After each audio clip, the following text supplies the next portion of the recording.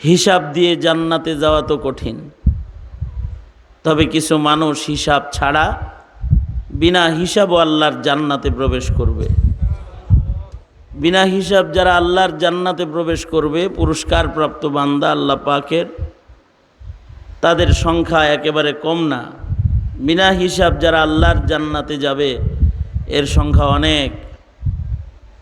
বিনা হিসাব যারা আল্লাহর জান্নাতে প্রবেশ করবে তাদের 1 নম্বর সারিতে থাকবে নবীগণ, যাদেরকে আল্লাহ তাআলা নবুয়তের ধনে ধনী বানিয়ে পৃথিবীতে প্রেরণ করেছিলেন। বাবা আদম থেকে শুরু করে আমাদের নবী আলাইহিস সালাতু ওয়াস সালাম পর্যন্ত যত পয়গম্বর জমিনে আগমন করেছেন এরা বিনা হিসাব জান্নাতি। এদের সবার অগ্রে সরদার হিসেবে থাকবেন আমাদের নবী আলাইহিস সালাম, এবং সকল নবীরাই বিনা হিসাব আল্লাহর জান্নাতি। এদেরকে আল্লাহ তাআলা বিনা হিসাব জান্নাত দান করবেন। এই দপ্তরে নাম লেখানোর কোনো লাইন নেই।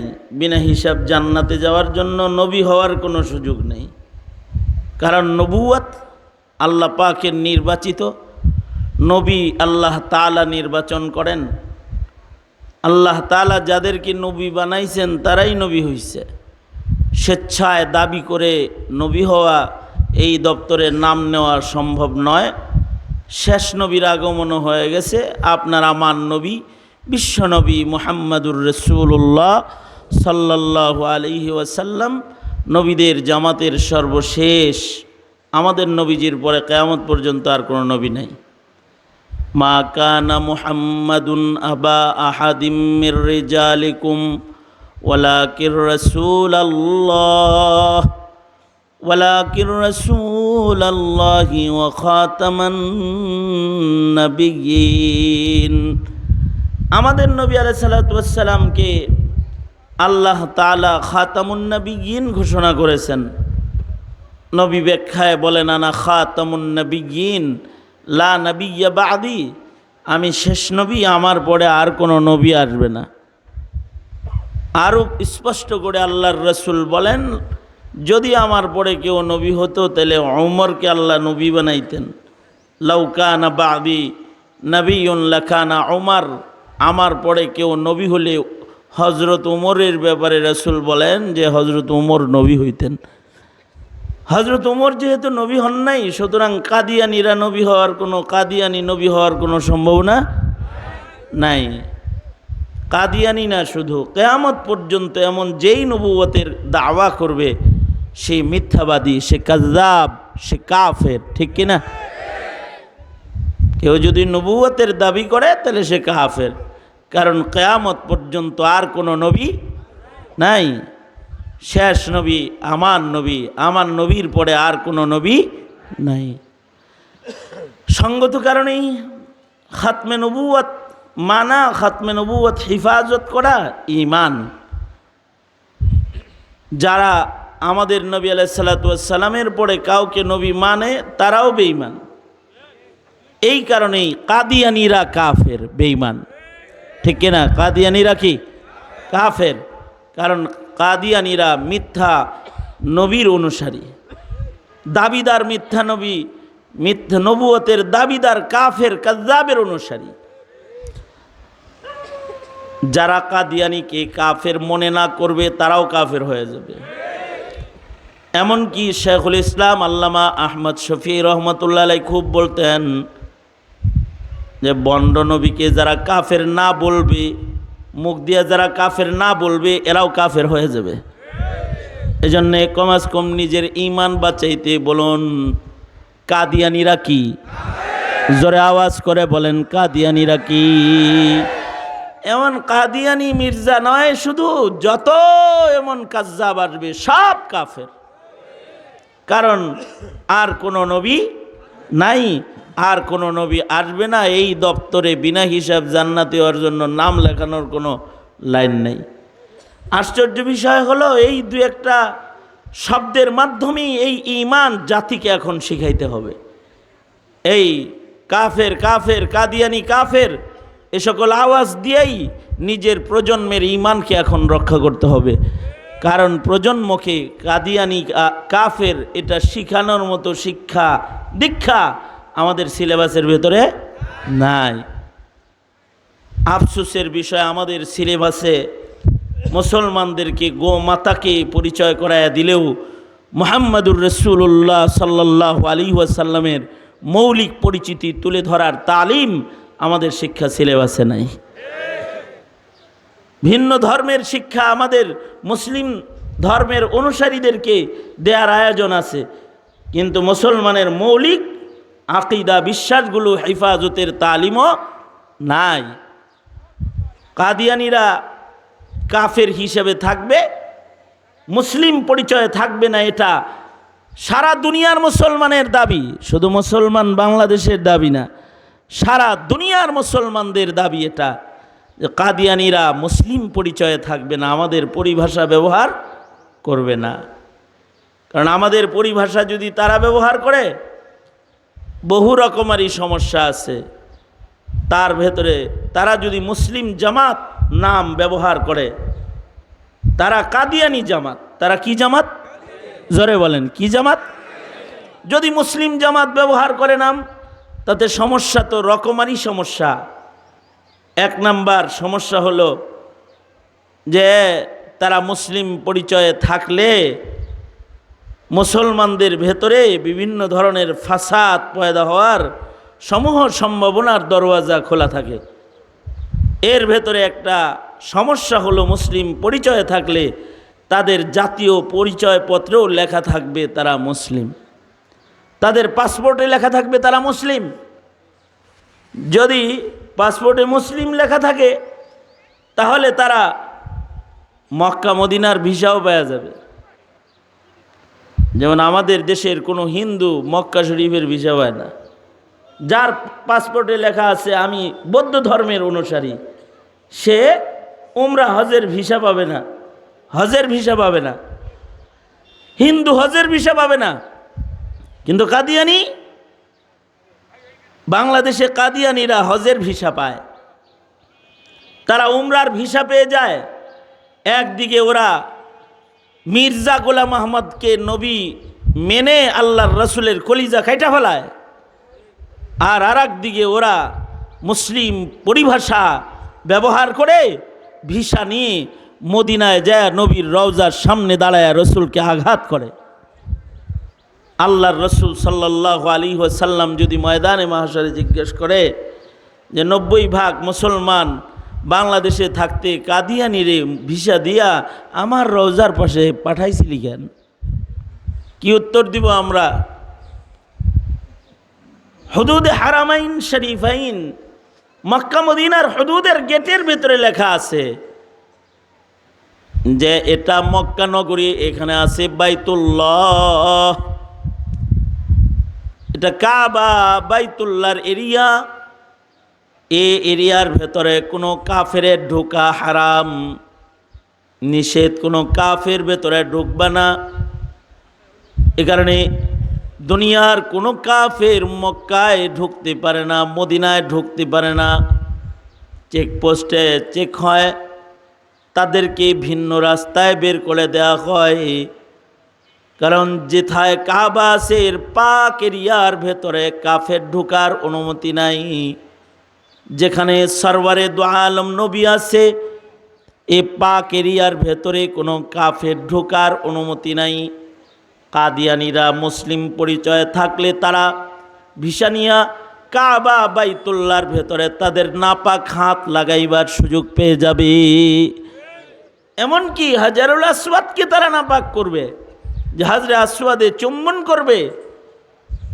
বাইতুল্লাহর মুবারক মুবারক জায়গাগুলোতে কাফের হয়ে তারা হাজির হয়ে বাইতুল্লাহ হাজিরা দিয়ে আল্লাহ পাকের কাবা ঘরের আজমত শানকে তারা নষ্ট করবে। মদিনা শরীফে হাজির হয়ে যাবে, যেটা মুসলিম মিল্লাতের জন্য ভয়ঙ্কর। এ কারণে সারা দুনিয়ার মুসলমানদের দাবি কাদিয়ানিরা কাফের।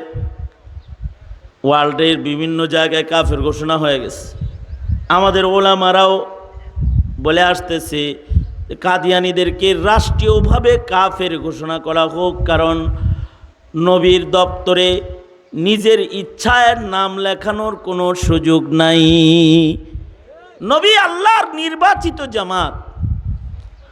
আরও সমস্যা আছে, যদি বিয়ে শাদী হয়ে যায় না জানার কারণে মুসলিম আর কাদিয়ানির ভেতরে, তো জারজ পয়দা হয়ে যাবে, জারজ পয়দা হয়ে যাবে।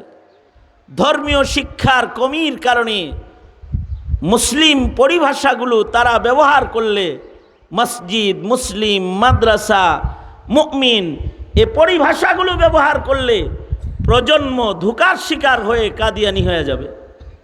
জন্ম নিবে মুসলমানের ঘরে, মৃত্যুবরণ করবে কাদিয়ানি হয়ে। সুতরাং সকলের দাবি, কাদিয়ানিরা মুসলিম পরিচয়ে এ জমিনে থাকতে পারবে না। কাদিয়ানিরা কাফের হিসেবেই থাকবে। যতদিন পর্যন্ত কাদিয়ানিদেরকে কাফের ঘোষণা না করা হবে, মুসলমান তার জবানে জবানে এত বেশি উচ্চারণ করবে যেন প্রজন্মের ঈমান বেঁচে যায়। পারবেন তো ইনশাআল্লাহ? তাহলে বলুন, কাদিয়ানিরা কি? জোরে বলেন। কাদিয়ান, আমার সাথে বলেন, কাদিয়ানিরা কি? কাদিয়ানিরা কি?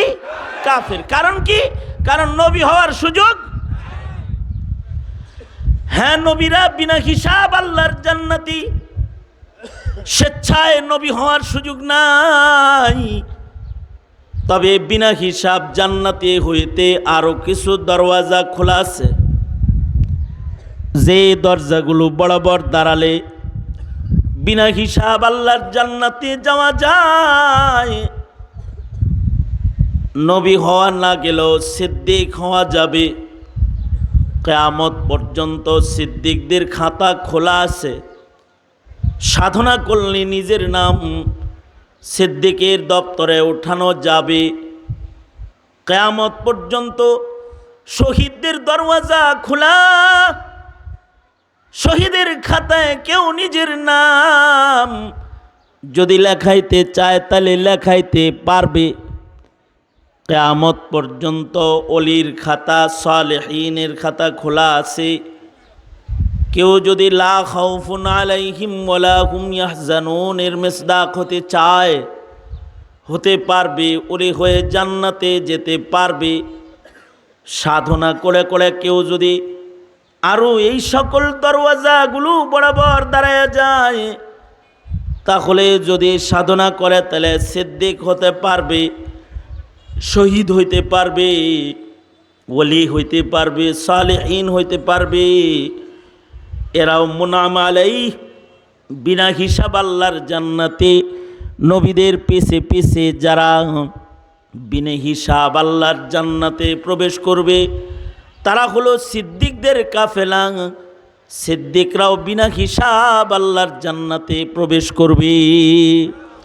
সিদ্দিক মুমিন, এটা হওয়ার ইরাদা রাখা, দোয়া করা, আল্লাহ আপনি আমাকে সিদ্দিক হওয়ার তৌফিক দান করেন, সিদ্দিক মুমিন হিসাবে আমাকে কবুল করেন। সিদ্দিক হওয়ার জন্য যেই সকল কোয়ালিফিকেশনগুলা লাগে, তার মৌলিক কিছু গুণ, এর কথা আপনাদের কানে দিয়ে দেই। সেটা হলো, সিদ্দিক যদি কেউ হতে চায় তাহলে তার জবান এবং কাজ, কথা এবং কাজকে এক বানাইতে হবে। বলবে মুখে লা ইলাহা ইল্লাল্লাহ, আল্লাহ ছাড়া আর কোনো ইলাহ নাই, গোলামি করবে গায়রুল্লাহর, ঈমানই নষ্ট হয়ে যাবে। সিদ্দিক হওয়া তো দূরের কথা। সিদ্দিক হইতে হলে হুয়া সিদ্দিকুল্লাযী লা ইউখালিফু কাওলুহু আন ফি'লিহি, মুখের কথা এবং কর্ম এক হয়ে যেতে হবে। মুখে যা বলবে আমলে তা করবে। বলবে লা ইলাহা ইল্লাল্লাহ, তো এক রবেরই গোলামি করবে, এক মালিকের গোলামি করে করে মৌতের দরওয়াজা পর্যন্ত চলে যাবে। বলবে মুহাম্মাদুর রাসূলুল্লাহ সাল্লাল্লাহু আলাইহি ওয়াসাল্লাম, নবী আলাইহিস সালাম আল্লাহর প্রেরিত দূত, পয়গম্বর, নবী। এটা মুখে যেহেতু বলতেছে, যে বলবে সে তার মওত পর্যন্ত নবীর ইত্তিবা দিয়ে নিজের জিন্দেগিকে গড়বে, মুখের কথা নিজের কর্মকে এক বানায় ফেলবে। ওয়া সিদ্দিকুল্লাযী লা ইউখালিফু যাহিরুহু আন বাতিনিহি, সে সিদ্দিক হয়ে যাবে যার ভেতর এবং বাহিরের রং একরকম হয়ে যাবে। বাইরে যেরকম ঈমান, ভিতরেও থাকবে ঈমান, নেফাকাত নয়। ভেতরে যদি রয় ঈমান, তাহলে বাইরে কাফের মুশরিকের সুরত নয়, উভয় জায়গা এক বানাবে। লা ইউখালিফু যাহিরুহু আন বাতিনি, জাহির এবং বাতিন এক বানাইলে হুয়া সিদ্দিক, সে সিদ্দিক হতে পারবে। সিদ্দিক হওয়ার জন্য নিজের হৃদয়ের ভেতরে, দিলের হালত এই রকম বানাইতে হবে, তার মাকসাদ শুধুই মাত্র আল্লাহ। তার একমাত্র মাকসাদ হলো রেজায়ে মাওলা। হুয়া সিদ্দিকুল্লাযী ইয়াবযুলুল কাউনাইনি ফি রিজা মাহবুবিহি, সিদ্দিক হলো সে যে আল্লাহকে পাওয়ার জন্যে দুনিয়া ছাড়তে রাজি তো হয়, আল্লাহর জান্নাতটাও ছেড়ে দিতে রাজি হয়ে যায়। এ কারণেই আব্দুল কাদের জিলানী রহমাতুল্লাহি আলাইহি তিনি যে সিদ্দিক হইতে চান, এই সাধনায় তিনি দোয়া করতেন। যখন ফজরের পরে মাগরিবের পরে বলতেন, হে আল্লাহ আমি জান্নাত চাই, আয় আল্লাহ আমি জাহান্নামের আগুন থেকে মুক্তি চাই, আল্লাহুম্মা আজিরনা মিনান নার। এটা যখন বলতেন তো স্পষ্ট করে বলতেন, ওগো আল্লাহ দোজক থেকে রেহাই চাই, এজন্যে না যে দোজকের ভেতরে আগুন আছে, আযাব আছে। আসলে দোজক থেকে রেহাই চাই এজন্যে, দোজকের ভিতরে তো তুমি নাই। আর জান্নাত চাই এজন্য, জান্নাতের ভেতরে তুমি আছো, জান্নাতে গেলে তোমাকে পাওয়া যাবে। হুর গিলমান, নেয়ামত, নহর, প্রাসাদ, ওইগুলা ভোগ করার লাইগা তোমার কাছে জান্নাত চাই না মাওলা। আমি জান্নাত এজন্যে চাই, জান্নাতে গেলে মাসুক তোমাকে পাওয়া যাবে, তোমাকে পাবে, এই জন্য জান্নাত চাই। হুয়া সিদ্দিকুল্লাযী ইয়াবযুলুল কাউনাইনি ফি রিজা মাহবুবিহি। এই কারণে আগের যুগের বুজুর্গরা নিজের সালিকিন হযরতদেরকে, ছাত্রদেরকে, উস্তাদরা, পীরেরা সালিকদেরকে পরীক্ষা করতেন যে নামাজ কি জন্য পড়তেছে, রোজা কি জন্য রাখে, এটা কি জান্নাত পাওয়ার জন্য রাখে নাকি আল্লাহ পাওয়ার জন্য করে, এটাও চেক করতেন। যেমন খাজা উসমান হারুনি রহমাতুল্লাহি আলাইহি নামে যে বুজুর্গ আল্লাহর ওলি ছিলেন, এত বড় ওলিয়ে কামেল ছিলেন খাজা উসমান হারুনি, যে তার কারামত, বড় বড় কারামতের ভেতরে একটি কারামত হইল তসবিহ হাতে আগুনের ভিতরে ঢুইকা পড়ছেন, আবার তসবিহ হাতে জিকির করতে করতে বাইরে আসছেন, আগুন ওনারে জ্বালাইতে পারে নাই, আগুন জ্বালায় নাই। ইব্রাহিম আলাইহিস সালাতু ওয়াস সালামের এক যোগ্য সন্তান খাজা উসমান হারুনি রহমাতুল্লাহি আলাইহি রাস্তা দিয়ে যাইতেছেন, তো দেখে একদল মূর্তির পূজা করে, আগুনের পূজা করে, মাজুসি। আগুন পূজারীদেরকে বললেন, এই মাখলুকের পূজা করো কেন, খালেকের পূজা করো, গোলামি করো আল্লাহর, আগুনের গোলামি করো না। আগুন মাখলুক, আগুনের একজন খালেক আছে, আগুনের একজন স্রষ্টা আছে, আগুনের একজন বানানেওয়ালা আছে। তিনি কে? জোরে করে বলেন, তিনি কে? আগুন রে বানাইছে আল্লাহ। আপনারা আমাদের কে বানাইছে? নাকি বানর থেকে? বলেন আমাদেরকে বানাইছেন কে? মানুষ বানাইছেন কে? খালাকাল ইনসান। আগুন বানাইছেন কে? আসমান বানাইছেন কে? আওয়াজ করে বলেন, আসমান বানাইছেন কে? জোরে বলেন কে? জমিন বানাইছেন কে? কাফেররাও স্বীকার করে মান খালাকাস সামাওয়াতি ওয়াল আরদ। যদি জিজ্ঞাসা করা হয় তারা বলে আল্লাহ। কারণ এগুলোর বানানেওয়ালা একমাত্র একজন, তিনি কে?